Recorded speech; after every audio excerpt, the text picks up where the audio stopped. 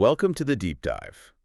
Today we have this just incredible stack of sources in front of us, and we are putting together a really fascinating puzzle for you. Yeah, it's a really intense collection of material today. It really is. You know, when you look at a modern map today, there's this, I don't know, this incredible comforting certainty to it, right? Like everything is satellite mapped, it's GPS tracked, and just completely illuminated. Right, exactly. If there's an empty space on the map, you just, pinch and zoom on your screen until the mystery is solved. Yeah, we've essentially eradicated the blank spots. Like those historical here be dragons edges of the map, they just don't exist for us anymore. We expect to be able to see everything all the time. Exactly. We have this modern illusion of total visibility. But if you rewind, say, a couple of thousand years and mentally place yourself in the vast, unforgiving expanses of the Arabian desert, those dark, blank spots on the map, they weren't just empty spaces. No, they were actively hostile. Right. They were places where a person could wander off and just, well, simply never be heard from again. And today, for you, we are taking a deep dive into exactly how ancient people filled those terrifying dark spaces. It's such a cool topic. We're looking at a comprehensive visual index of ancient Arab mythological creatures, an illustrated guide to some of the most terrifying monsters of the dark, and a deeply detailed textual analysis of one particularly unsettling entity. But, our mission today is bigger than just making a list. We aren't going to just sit here and catalog a bunch of ancient creatures for you. No, definitely not. We are going to explore what these nightmarish myths actually tell us about the human psyche, about ancient survival tactics, and really about our deeply primal fear of the dark. Okay, let's unpack this. Yeah. Looking at the massive visual roster of creatures we have to start with, it is honestly like staring into an ancient haunted bestiary. The sheer variety of myths is staggering. Oh, it's totally overwhelming at first glance. Right. You've got these incredibly evocative names just popping off the page. Creatures like Bint al-Qarsa, which translates to the mute girl, or Abu Fenus, the father of the lantern. Oh, I love that one. Yeah. You even have the classic Mareed towering over the rest with these imposing wings. It's an entire, self-sustaining ecosystem of mythical predators. It is a stunning visual collection. But before we get lost in the weeds of these incredibly diverse creatures, we really need to deliberately ground ourselves in where they come from. Yeah, the context is huge here. Right. If we mentally step into that dimly lit ancient library aesthetic for a second, surrounded by old parchment, we must remember the historical and geographical context. We are looking at a pre-Islamic world, a time historically known as the Jahiliyyah. Okay, I've seen that term before in the sources, but for someone who might not be familiar with Arabian history, what does that actually translate to in practical terms? Well, it translates roughly to the age of ignorance. In a historical context, it refers to the period in Arabia before the advent of Islam. So before there was a unifying religious framework to explain the universe or establish broad social order. Got it. And in that specific environment, traveling across the trackless desert at night wasn't just spooky or ill-advised. It was a literal matter of life and death. Because you're dealing with the harshest conditions imaginable. Yeah. Searing heat during the day, plummeting temperatures at night, and wind that literally erases your footprints as you walk. Exactly. You were dealing with extreme temperature drops, unseen venomous predators, the constant threat of dehydration, and just crushing isolation. The environment itself was intrinsically hostile. It's terrifying to even think about. In a world without flashlights or compasses, the darkness was a physical weight. If you strayed from your caravan, you were as good as dead. And the mythologies really deeply reflect that hostility, because out of the dozens and dozens of creatures crawling around in this visual index, the evidence specifically highlights three. The big three. Yeah, three entities that represent the absolute pinnacle of the terror of the unknown. They're basically the graveyard shift of monsters. And the first one is probably the most famous, the one you listening have likely heard of, which is the ghoul. Oh, yeah. The ghoul has certainly had the most cultural staying power globally. It's permeated so many different cultures, from ancient folklore to modern fantasy. For good reason, honestly. Yeah. The description provided in the text is just brutal. It's depicted as this huge, incredibly ugly beast that specifically lives in graveyards and eats human flesh. Right. It was famously used to scare ancient Arabs from traveling during those highly dangerous pre-Islamic nights. It's the embodiment of blunt force trauma. But I'm curious about the graveyard aspect. Why focus so heavily on tombs and graves? Well, in ancient nomadic or early settled societies, the proper burial of the dead was a profound social and spiritual duty.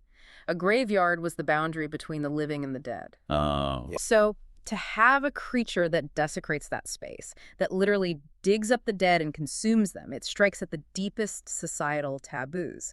The ghoul is horrifying because it reduces humanity to mere meat. Ugh, it's the ultimate disrespect to the human form. Yeah. But then, right next to the ghoul in the visual guide, we're introduced to the Sila. Huh.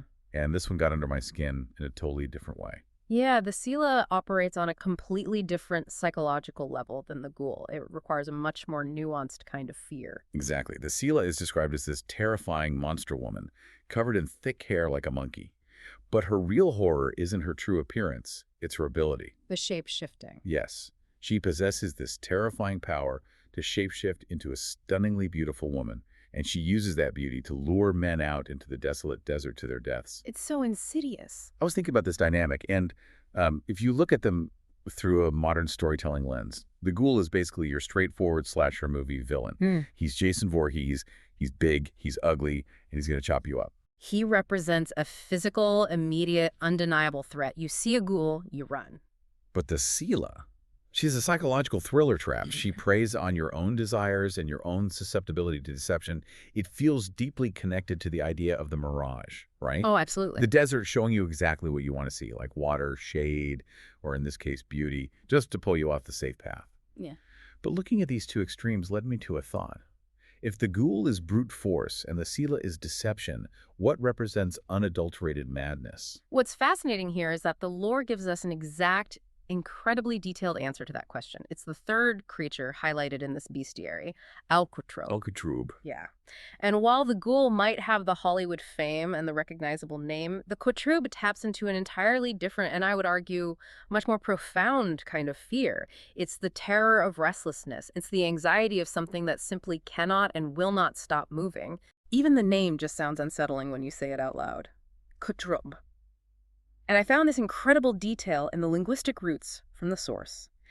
The name Qutrab isn't just a made-up, spooky monster name. No, it has real origins. Right. It actually comes from a real, grounded Arabic word. It was originally used to describe a small, incredibly fast-moving bug, a tiny creature that never calms down, never stops darting around. That linguistic root is so telling about how mythologies are built from the ground up. Ancient people took the simple, everyday observation of this tiny, erratic, hyperactive insect, and they scaled that jittery, skin-crawling feeling up into a monstrous existential threat. It makes total sense. Think about how unnerving it is when a fast insect darts across the floor in the periphery of your vision. It bypasses our logical brain and triggers a primal flinch. The Qutrab is that flinch, manifested as a monster. And the physical description scales it up perfectly. Visualizing this beast takes you to a really dark place. It's not just a big, hairy guy like the ghoul. It's described as having a thin, severely emaciated body that's completely covered in coarse hair. It looks starved. Yeah, starved and frantic. It has eyes that glow in the dark, long, jagged fangs, and these elongated hands ending in sharp claws. Yeah. His face is caught somewhere awkwardly between a human and an animal. The uncanny valley effect. Exactly. Yeah. But honestly, it's the movement that makes it so horrible. It moves with this fast, jerky, deeply unnatural motion. Sometimes it's walking upright on two legs, and then suddenly it drops down and scrambles on all four. It's the chaotic unpredictability of that movement that generates the terror.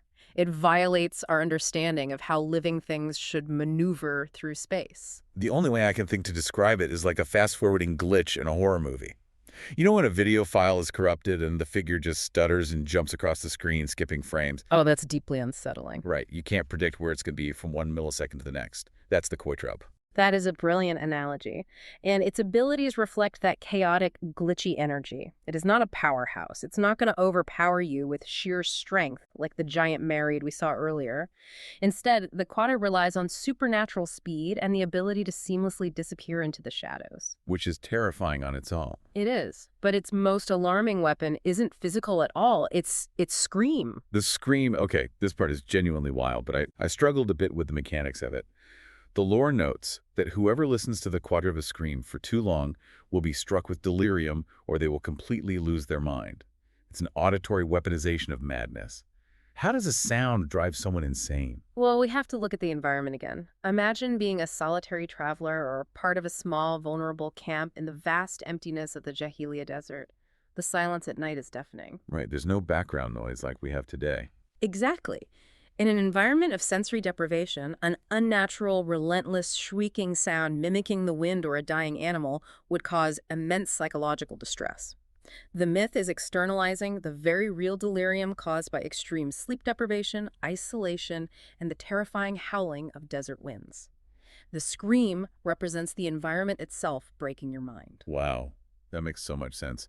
It's the sound of the isolation finally getting to you. Sure. And just to add a final layer of visceral, physical horror to the psychological threat, it feeds on corpses. Of course it does. Yeah, it is a scavenger of the dead, much like the ghoul, which perfectly explains where it hangs out. The habitat section of our materials is really specific, or I should say where it roams, because the Qutrab famously never stays in one single place for more than an hour. Restlessness again? Yes, it is constantly, obsessively on the move. It haunts graveyards, ancient ruins, nocturnal deserts, and the dark, forgotten edges of villages.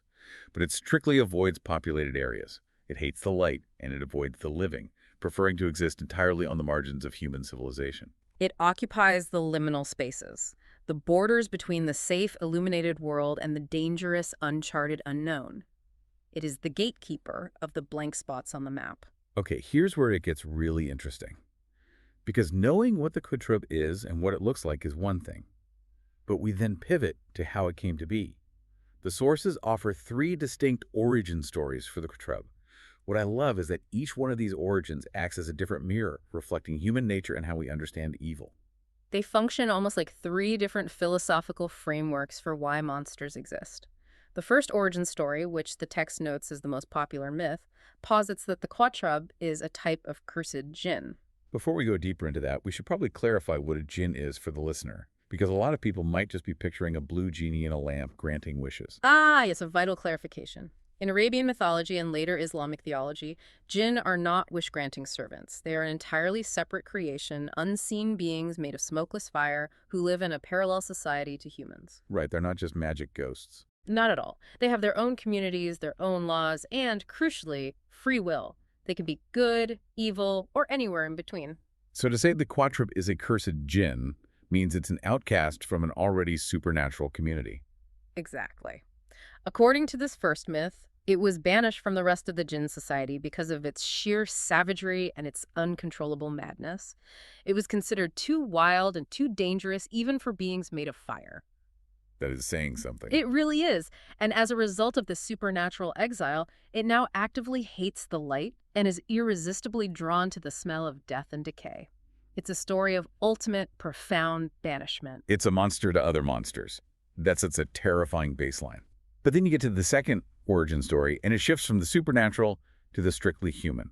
This version claims the Qutrab used to be a human being. A dark shift. Yeah, specifically, it was a grave robber, a dark sorcerer, or a murderer. And as a cosmic punishment for their horrific deeds, a curse gradually transformed them into this half-human, half-beast hybrid. It's a classic tale of physical form reflecting moral decay.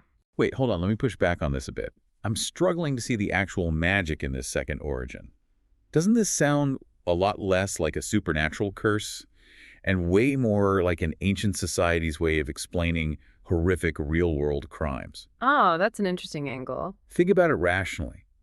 In a close-knit nomadic tribe, where trust is the only thing keeping everyone alive, catching a neighbor digging up graves in the middle of the night is a devastating, profoundly taboo thing to process.